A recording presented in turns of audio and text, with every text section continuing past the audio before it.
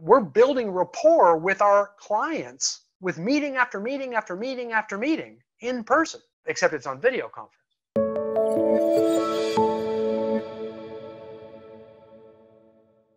I just want to do a formal introduction and thank you for being here today. You touched on it a little bit, but at Snap NHD, we are tech savvy and we are tech driven. And during this time, we have been a source of education and resource to our clients in trying to get everybody to kind of power up and level up.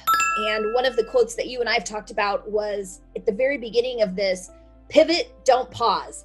And what did that look like? There was quite a bit of pause that's happening. I think everybody now has sort of figured out that they need to pivot. There's a quote that says, it's not the biggest, the brightest, or the best that will survive, but those that will adapt the quickest. And Brian, you've been a pioneer in your coaching business. You know, you work with the best in the country.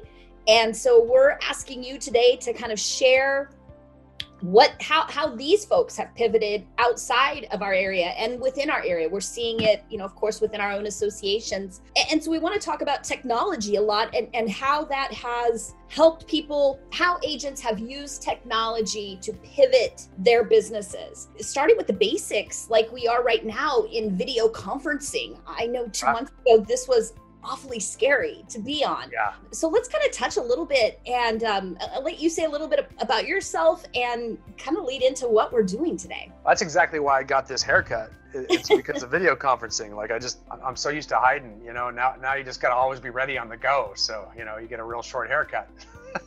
Takes care of stuff. Yeah, I think starting with video conferencing is good because, man, has that not been the most noticeable change, right? And what's interesting, see, this is kind of the neat thing. We coach so many of the highest producing solo agents, and these are usually like high-end luxury agents, right? Oftentimes in areas where they're on video conference all the time. Let's say you got listings in Aspen, Colorado. Oftentimes those are being purchased virtually sight unseen, or at least 95% of your conversations are from people in Switzerland, Los Angeles, Chicago, San Francisco. So you're meeting with your clients, if you happen to live in Aspen, via video conference all the time. Okay, so anytime you're a high volume, like one of the high volume agents, oftentimes you're in like resort destinations like LA. People are buying $10 million houses in Los Angeles all the time. Well, I don't know about all the time, but a lot. And oftentimes they're being purchased by people who live nowhere near there. Same with Miami, et cetera, and go on. Those clients that we represent actually have to convert buyer consultations to video conference, listing consultations to video conference, because you might be in England listing your house in Los Angeles. So we're having listing consultations. We're learning how to share our screen, you know, get DocuSign done, walk through the process, explain to our client how to show us a home if they happen to be in the home, et cetera, or how to show a home to a buyer. All of those things actually have been forcibly done before. Or let's say you're a high producing real estate team that is spread out into multiple areas. You're going to have weekly team meetings. I mean, you can't always be driving every time. So you're going to have, you know, Zoom rooms. You're going to have Zoom meetings. You're going to have to learn how to list property more efficiently, where you can't always be driving all over the place. So these things did exist. They just weren't an industry norm like they suddenly have been. And man, I don't know that we're going back. Yeah. It's strange to me. Like a lot of our clients are like, I don't want to go back. We're not going back to meeting in the office. We're going to keep doing this. Such a convenience as well with the Zoom rooms, like you were saying. They've been around forever. 8 weeks ago, we got on them. Now, you know, people are sick of Zoom. We've kind of over-Zoomed. But right, it's a way of the future, and it sure does make it easy to get meetings together of 100 people without having to get on a plane and fly across the country. Yeah, or even just drive across town, you know, get all dressed up, you know, and then get back and all that kind of stuff. Efficiencies increase tremendously. So believe it or not, all of this seems to benefit the realtor. And technology is often viewed as a scare tactic. That's one thing I do want to say. And here's the way it's put to us. If you don't adapt, you will die. Zillow's going to take away your job. You know what I mean? Like technology is going to destroy the realtor unless you adapt. And I'll tell you, I don't agree. I don't agree at all with any of that. But technology sure makes it easier for the realtor to succeed. from a positive standpoint. And I see that. I mean, it's so much. I mean, the idea during COVID to see my clients or our clients taking 3 listings a day and never leaving their house, never putting pants on. You know what I mean? Like, that's amazing. Like, that is, you know what I mean? And it's socially acceptable now to, you know, convert an internet lead into a buyer consultation right then and there on a Zoom call, and set them up on a listing e-alert search and start scheduling showings with no consultation in the office, no nothing, but yet you're still getting a buyer agency agreement signed. I mean, that didn't used to happen. You know, there was a time when you couldn't get that appointment in the office because they just want to hurry up and see a house. Well, if you're on the phone with them, it's just easy to be on a camera with them. You know, now you're having, so all of a sudden the realtor's job has gotten tremendous. And I think we can add more value and we can be more present because of it. I think we all know those 2 things. We are coaching our clients to try to conduct buyer consultations always by video, even if nothing else for a safety standpoint. Let's do that because we don't know these people. So let's do that via video every single time. So that's a switch we as a coaching company have made. We just saw an opportunity like, hey, I think we can get away with it. Like, I think now it's socially responsible if we do that, and it'll save our clients tons of time. It'll be safer. So let's make the switch now, because most of our clients are number 1 in their state or their association. So if they do it, everybody will start doing it, and that'll be the new kind of industry trend. So we're trying it, and I hope it sticks because it'll make everybody's life a lot easier if we can pull that off. Listing consultation's a little bit tougher because you do need to see the house, but we are trying to set a pre-listing appointment. So before we go in the house, we are trying to have one of these one-on-ones. That way you gain a little bit of rapport with them, as opposed to another agent. Let's say you're competing for a listing and they're going to interview 3 agents. If you're the one person that already built some rapport with them and got to know them a little bit like this, you've got an inside track, and it makes it much less likely that they're going to cancel their appointment on you ahead of time. And not to mention, you're going to present yourself as much more tech savvy than the other agent. You know, the other agent that just talked old fashioned on the phone and said, I'll talk to you when I get there. And you're already on the phone. You've already added value. You've already done things for them. You've already asked questions. You may even be getting, you know, a stager set up for them ahead of time. You might even be recommending contractors for them for some work. You've already done some work for them. And if you've done some work for them, they're more likely going to use you and feel obligated to work for you. We try to set listing consult, a little harder than the buyer consult, but we're trying to set listing consultations by video as well too, at least a pre-listing meeting. So that way when you go to your listing appointment, it's like a second listing appointment. And for all the agents out there that have actually had 2 listing appointments, you almost always get the second one. Like the second one, you're getting that listing agreement signed. If you're in there for a second time, it almost always happens. So we're trying to kind of create that same conversion rate by having the video conference up front and seeing if we can get it done there. And if not, we go in person and get it signed. This is one thing that I think will be new to a lot of you that is really, really important. We don't just use video conference to replace in-person appointments from COVID, okay? Because yes, it's safer. We don't have to have a mask, all that kind of stuff. But what I want you to do is think of video conference the way we've always been using it before COVID. When you have an active listing that's up for sale that has not been sold yet, we always recommend having a video conference with that seller once a week to update them, okay? So you have it at a set time every single week, and it really doesn't need to be more than 15, 20 minutes. But in that, you're going to share your screen, just like you can on Zoom or any of the other video conferencing platforms out there, and you can share your screen with them, and you can go through all of the feedback from the other showings. You can go through all their online views, how many views they've got on Zillow, Realtor.com, your local MLS. You can actually show them everything. You can show them our listing inventory by price range checklist, so you can see how many homes came up for sale in the last 30 days, how many sold in the last 30 days, and show them what ratio, how many are selling and how many are sitting, so that they realize that if things are slow, well, that's the market and not you. And it's so that way you're proactively keeping them appraised so that a price reduction, if needed, will happen, and they'll usually initiate it because you're over communicating. And that's the biggest complaint that the public has with real estate agents is we don't communicate with them. We sit back and answer their phone calls, and that's not good. If you're just being a customer service person that responds to your client's phone calls quickly, you're giving bad customer service. I mean, think about any product or service that you've ever bought. If you're constantly having to call them with questions, you're unhappy. That's a problem. That means you're always griping. You always have a problem. You always have a concern, which means you always have anxiety.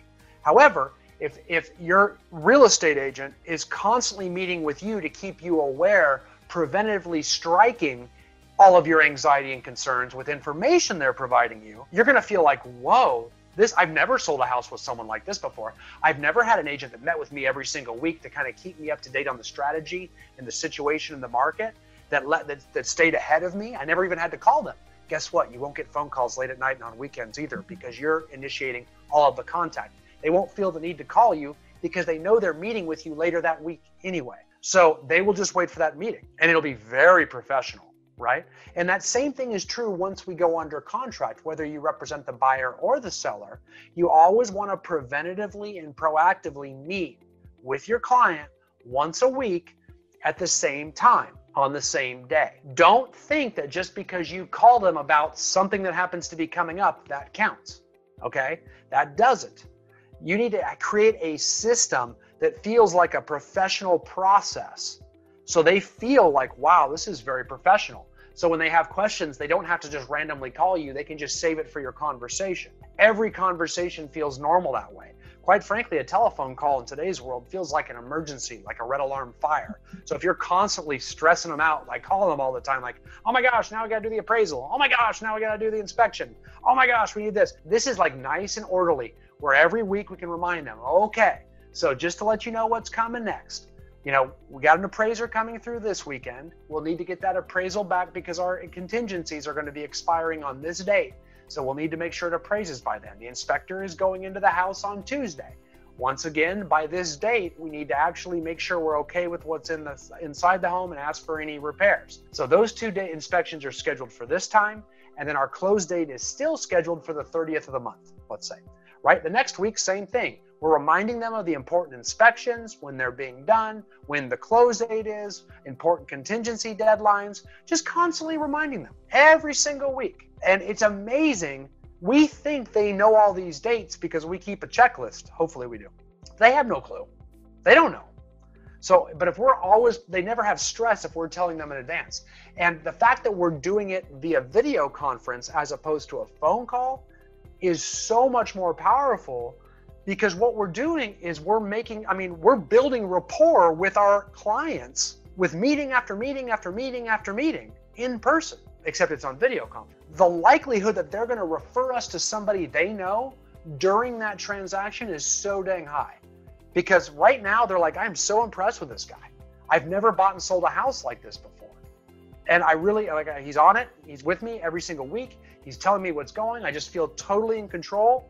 I feel very professional. So it's very easy for them to refer you to other people because they've never had an experience like that. So, and I'll guarantee you, in your association, you know, let's say there's 1,000 people in it. I bet you only 1 or 2 are doing it. Yeah, and you're just going to be, you're just going to be heads above everybody else. But again, and it's so much easier to have the communication too, because now I can just share my screen and literally show them Zillow. I can share my screen and show them Realtor.com. I can show them the MLS agent views, public views, you know, however you get your stats, you know.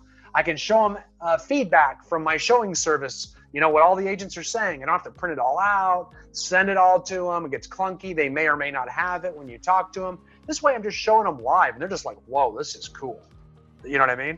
Hey, honey, come on, let's check a look at this. It's like, you know, we're having our weekly board meeting with our agent. This is so phenomenal. So it just gets really powerful, and it takes that customer service to the next level, because there's never a time where it's more powerful to get a referral from the people you know than while you're representing your clients.